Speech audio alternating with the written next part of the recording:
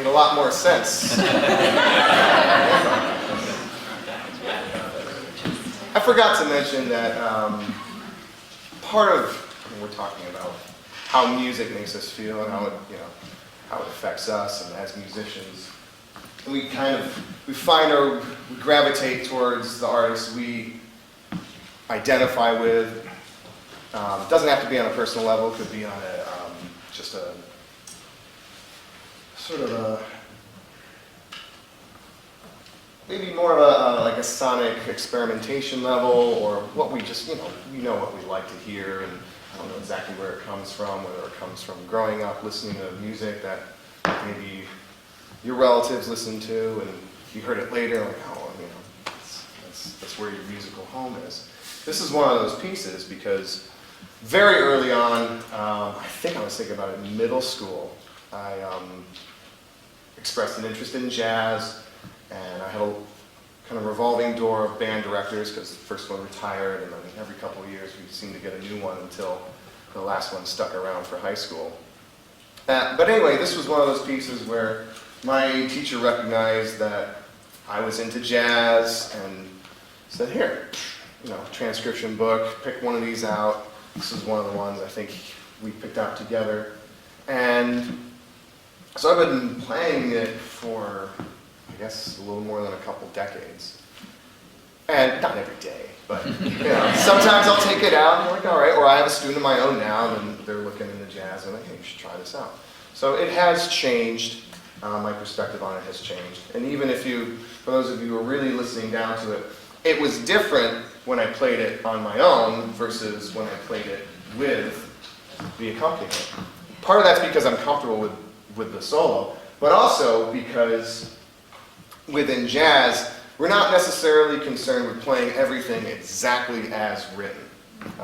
It's one of those forms of music that is really highly regards improvisation. I've seen some head nods, and it's like, yeah, all right, yeah, we know some jazz. Do enough to do a little damage. So I took some liberties with it, and I'm sure if Miles Davis was here, he'd have a lot of things to say. Maybe not a lot of things, but he'd have a lot to say in as few words as possible.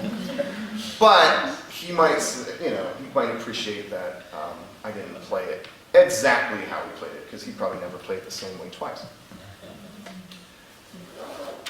To bring us back to the whole idea of having accompanist and changing that, it's because, to me, and I think a lot of people would agree, that in jazz, it's about a conversation. It's, maybe not necessarily the more the merrier, but 4 or 5 musicians together, listening and bouncing ideas off each other in real time, can make for a very interesting piece of music. I can have a specific idea of where I'm headed, or maybe an approach to where I'm going, and then Dan's just like either goes with it, or blocks it, or maybe just like bends where I'm at.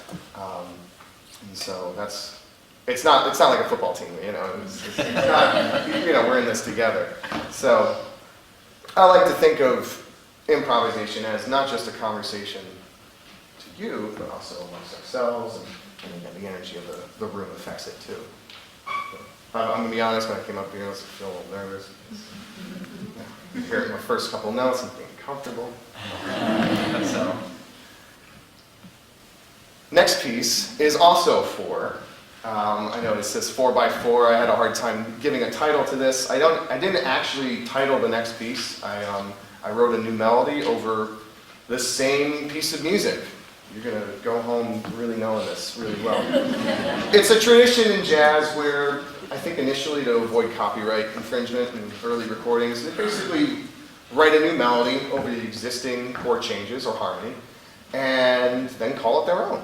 And so that way they can continue moving this piece of music forward without necessarily having to pay the rights to the proper composers. Which, by the way, Miles Davis is generally credited with writing for, with composing for. However, there's a little bit of controversy.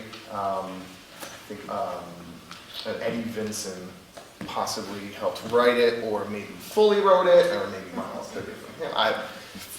I'm not the one to decide. I just like the piece of music, and that's not the only time that Miles has had some controversy surrounding his writing.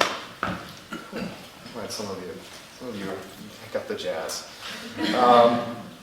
So like I said, I wrote a new melody over this literally today, and we're gonna play it.